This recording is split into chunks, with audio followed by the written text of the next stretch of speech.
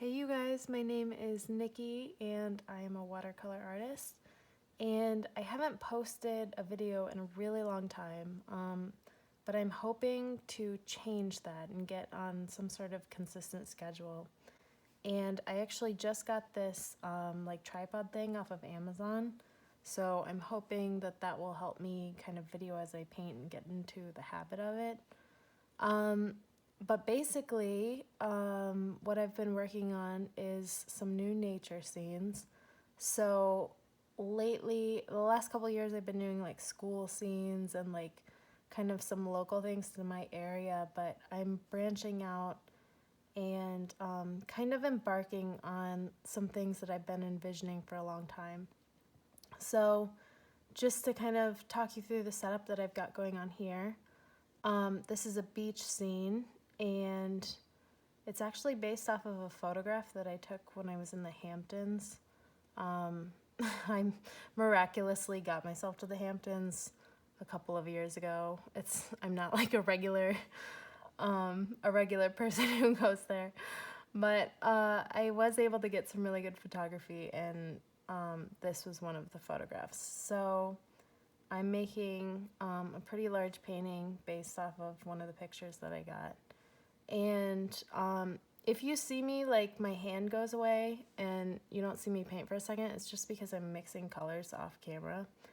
I'm gonna try and talk through my process, like, kind of as I paint what I'm doing.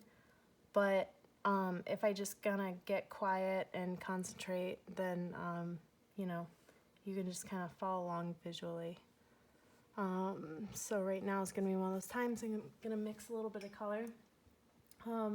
But as you can see, I've done a lot of the rocks already. And this is actually a mixed media painting. So the dark colors you see in the rocks, like the deep shadows, that's actually acrylic paint. And I had been experimenting a little bit, like what I wanted to do when I was like kind of developing ideas for this piece. And I really liked the way the acrylic and the watercolor mix. So like keeping my like super dark shadows, like the blacks I guess in the painting, with acrylic, because light's not going to pass through that paint, whereas watercolor, it's so thin and translucent that light does pass through it. So if you, like in my experience, if I paint black in watercolor, it's never like truly black. There's always, it's kind of like spotty. So I wanted to kind of anchor those really dark areas in my work, and I just really like the way that the acrylic and the watercolor mix. So only the really dark shadows are the acrylic. Everything else is watercolor. So like the rocks, like this little black area, that's still watercolor, but like these deep like blacks, and there's a little blue in there, that's acrylic. So right now I'm working on the water. It's really hard. I'm gonna be totally honest with you. This is the part of the painting that it's gonna be really cool when I'm done, but it's not something like I want to tear my hair out right now, but that's just kind of how I work, which is really weird, but I don't know. It happens. So anyways, I'm just working through this like bit by bit. It's like I said, I want to tear my hair out, but I can't really see any other way to get through it and still maintain kind of like the realistic look. So when I come across like an area like that, like when I'm painting from a photograph and I know that I have all of these tiny little dots to paint, I just go like inch by inch, and that's how I paint and make my way through it. And it takes forever, but the end product and I guess the end result is going to be really nice. So it's already coming along pretty nicely. I'm happy with the result.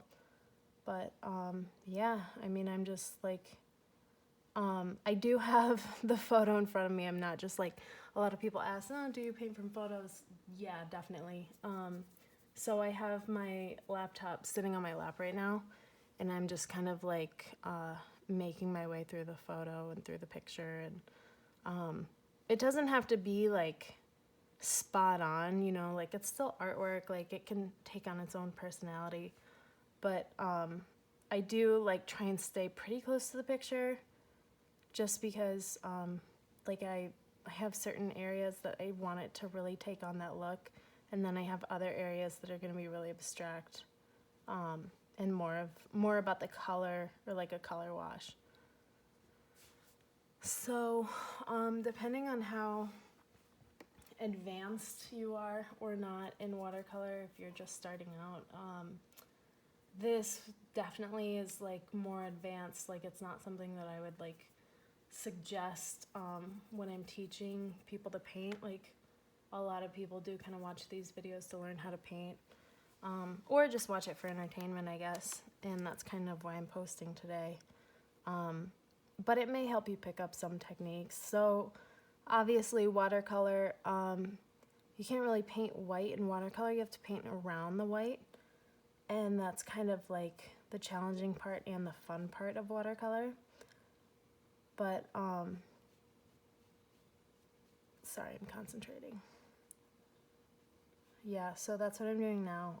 With this water, obviously there's a lot of like white spots, and I kind of knew that this part would be really tough, but I'm getting through it, and I'm actually listening to a podcast while I'm doing it. So I'm listening to a Shakespeare podcast, and it's been really, really good so far. For anyone who is interested, it's called Chop Bard, and that's 2 separate words. And the host is really, really fabulous. Like, he reads the plays, and he was an actor himself, so he has really good insight. And he kind of like does a pre-show before each play to give you some background and help guide you through each one, and then he kind of reads / acts them out, and it's really entertaining. So like when I'm doing like really tedious work like this, I like having stuff to listen to that's beyond just like music or movies or whatever. So right now, obviously we're doing this section, and like you can see like how slow I'm going. Like it's pretty hard. This is like as hard as painting gets for me, but I guess some people will witness it this time.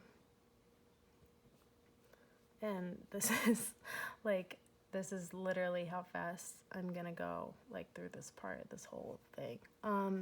One of the things that I do that really helps me with stuff like this is like I'll paint up close, like so I'll zero in on this little section, and then I'll like literally get up like physically and step like 5 feet or 6 feet away and look at my work, and I can kind of see like, okay, where it's coming together and where I need to like keep working and round it out and everything. But right now I'm just painting around the white areas that I see, and it's like water with foam on the top, so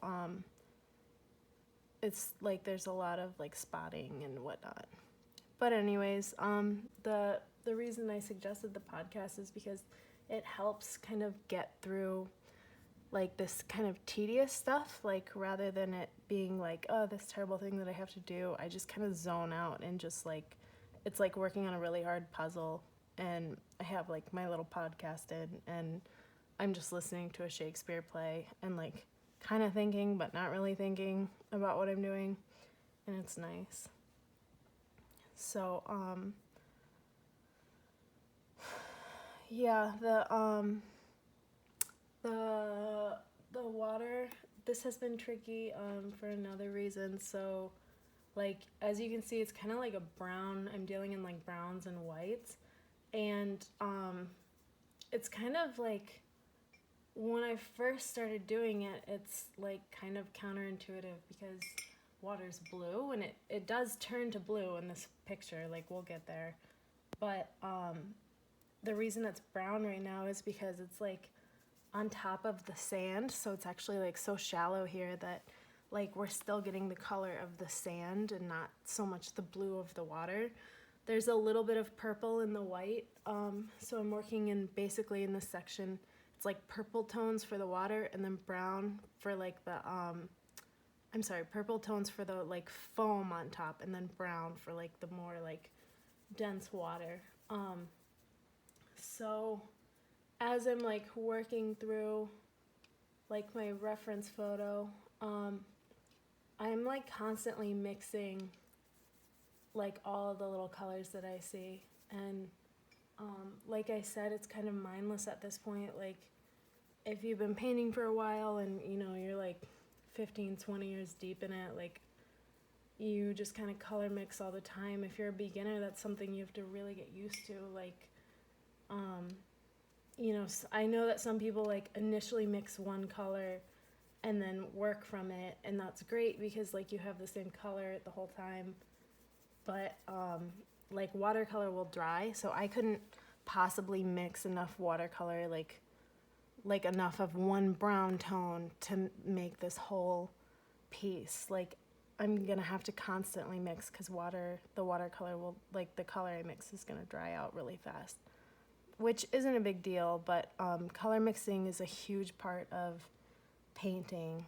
Like it's everything, obviously, but you have to really get used to, in my opinion, like you have to really get used to color mixing and like just mindlessly, like any color you see, you can mix it like instantly. And that's kind of like the fun and the challenge of painting and like putting together your puzzle, I guess. So sometimes, even if it's not like the exact right color, like this brown, it's not the exact one that's in the photo, that's okay, because you can always layer. Like I'm gonna go over it, like you can already see all the colors are layered in here, so like when you get the end result, it's gonna be pretty close. And it's also art. It doesn't have to be the exact color. It's just kind of like, it's okay that it's like whatever I see, like whatever color I'm seeing, like that's what I'm gonna put on the paper, and it's gonna make this whole kind of perfectly imperfect painting come to life.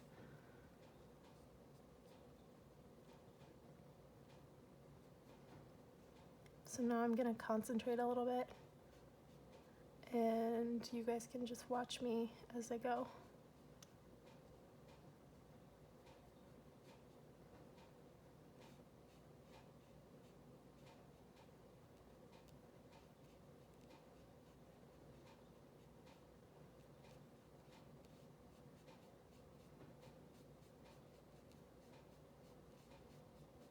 So one of the things that I like to do, like you just saw me do it here, this is like a really light brown. The tone, the like final color is gonna be darker, but sometimes when I'm like mapping out, sometimes like I map out stuff like this because it's really tedious.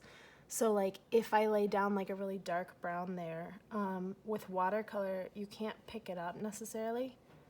So rather than laying down like a really dark brown, I'll lay down like a really faint light color just as I'm like mapping out where I'm gonna put like each little piece of foam or the bubbles or whatever. So that's kind of a technique I use like as I'm doing stuff like this where I have to be really tedious.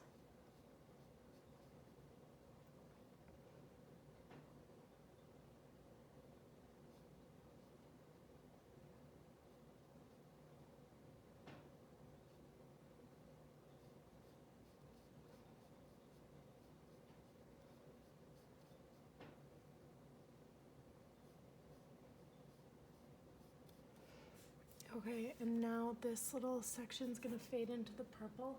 We have some foam coming up. So I'm going to get a little purple and I'm going to fade it in. So now I have like a really faint purple on my brush, and I'm just going to like put a little on there just to kind of map out where that's going to be.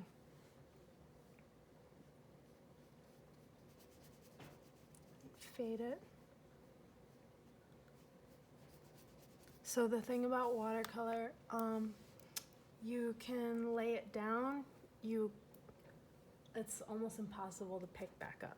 So there's no erasing, is what I'm saying, in watercolor. So to get all of these little white areas, like I have to paint around the white, and it's pretty much one shot and done. The only thing you can do is what I'm doing right here, where I took all the paint off my brush, there's only water on my brush, and then I'm rubbing the paint, and then I'll take a piece of paper towel and dab it, and you can see that I just lifted the paint off of there.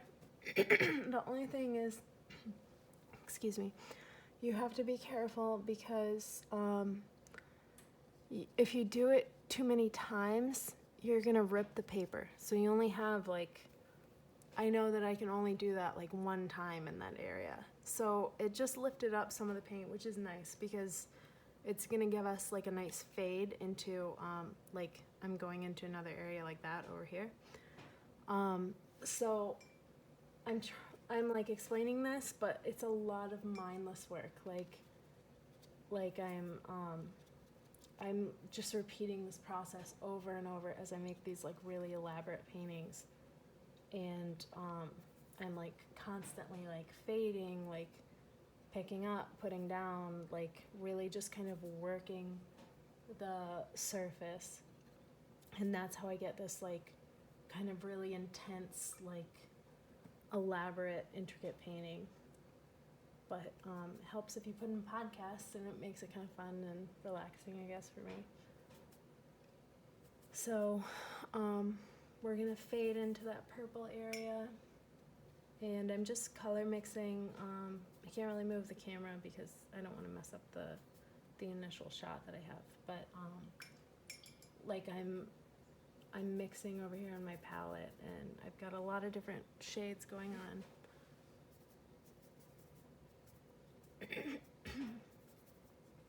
Alright, so I'm going to come back in with a little bit of brown and pick up where I left off. And sometimes I do have to just kind of stare at my picture like the reference photo, because like obviously it's easy to get lost here. So I just kind of pick like this line that I'm doing right now. Like I know where that is in the photo, so I'm gonna build from there, and I'll just kind of like get my place back. All right, and then there's brown.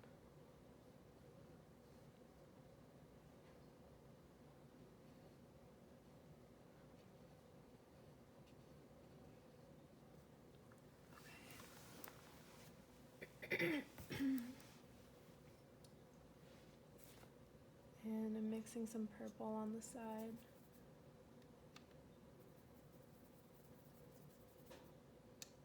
And the purple has kind of a blue tint to it. So that's the other thing that I'm constantly thinking about is like, if you have the color purple, red and blue make purple, right? So any shade, like if you see a color purple, it's either going to be tinted more red or more blue. And in this picture, like in some places it's more red, in some places it's more blue. So that's kind of the things that I'm thinking about as I'm color mixing. I'm like, okay, it's purple, but it's not just purple. It's also like tinted a little more blue here. Whereas like in this area, maybe tinted a little more red. And you never have, I see so many artists, they paint just white. They'll just put down white for a highlight. But in like color theory and science, like nothing is ever just white. It always has light on it, and light is like a yellow orange. So in here, I left a little bit of white, but this is actually tinted with yellow orange, and same over here. And then the shadows for the water, like the foam, you can see it's like different shades of purple, and that's what's gonna make it really realistic. if I were to just leave this foam white, it would look kind of like just less realistic, I guess. And doesn't have to be like really realistic, but if you want it to take on kind of that really like rich, like I don't know, more realistic, but also just like more enhanced, you have to like tone it with the appropriate, is it purple, is it yellow, is it more red purple, is it more blue purple? And that's what I'm constantly thinking about as I'm working.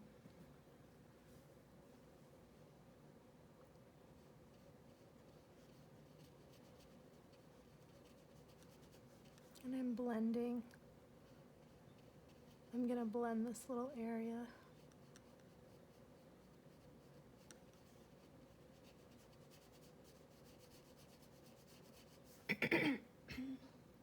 The other thing that I'm always controlling is how much water is on my brush. So obviously if I want it to get good coverage, then I'm gonna put a little more water on my brush.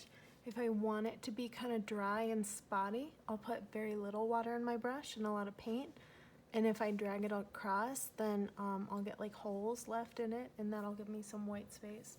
So there's different techniques that you can use as you paint too. It's not just you have paint on your brush, it's how much paint do you have on your brush.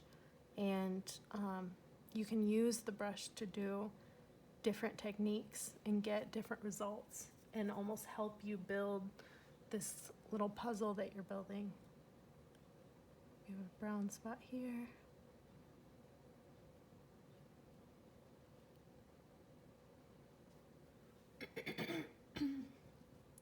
And then we've got some purple underneath it. I'm gonna blend that out. I'm always blending. And a little more purple, a little darker. So that's a good example of like I don't just start with, like if I see a dark color, I don't just put the dark color on my surface. I'm gonna build up to it, and that's gonna help me, it's gonna prevent like mistakes. Like if it's not the right place or the right color, then I can kind of like wash it away or go over it. But if it is the right color and I'm like happy with the little mark I just made, then I'm gonna build what I see, and that's what I'm doing now.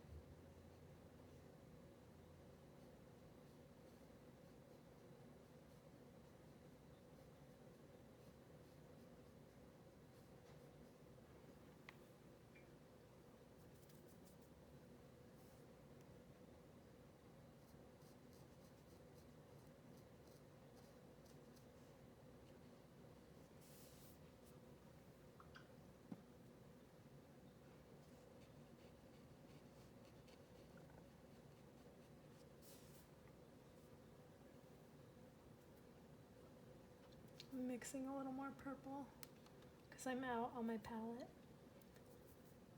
So like I was saying earlier, I'm always mixing. I'm just constantly mixing and making like what I need, and then I'll use it, and then I'll mix more. And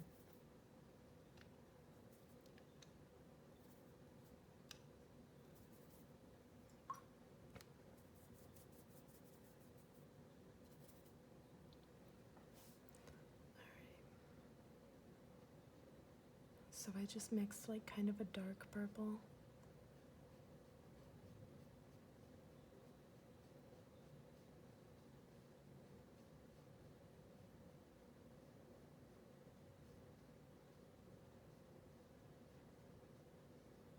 And you can see, like, as I work, like, it's gonna start to take shape and start to kind of like build itself.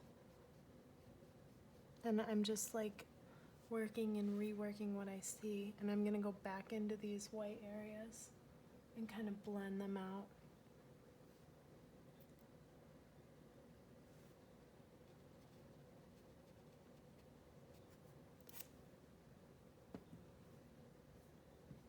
And it's gonna give us that really nice kind of realistic looking texture. I always have a piece of paper towel in my left hand in case I need to dab and take a little paint off. Like when I do this, I'm gonna get like some water left over on the canvas, so, or on the piece of paper, so I keep that towel in my hand to dab at it.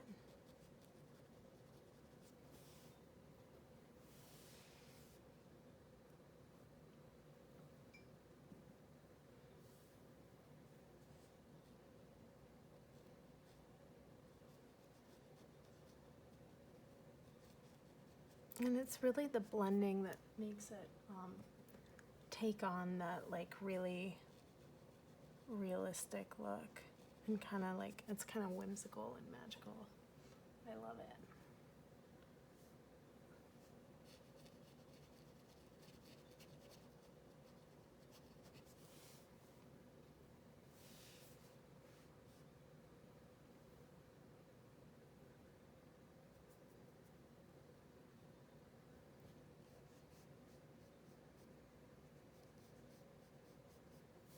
Alright, you guys.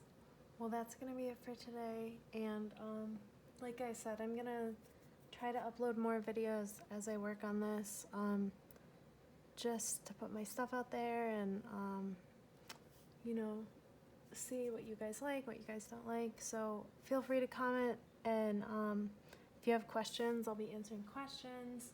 And tell me what you like, what you didn't like about the video, and if you guys want to see more, that kind of thing. Thank you so much for watching, and good luck to you on your painting endeavors. See you next time. Bye.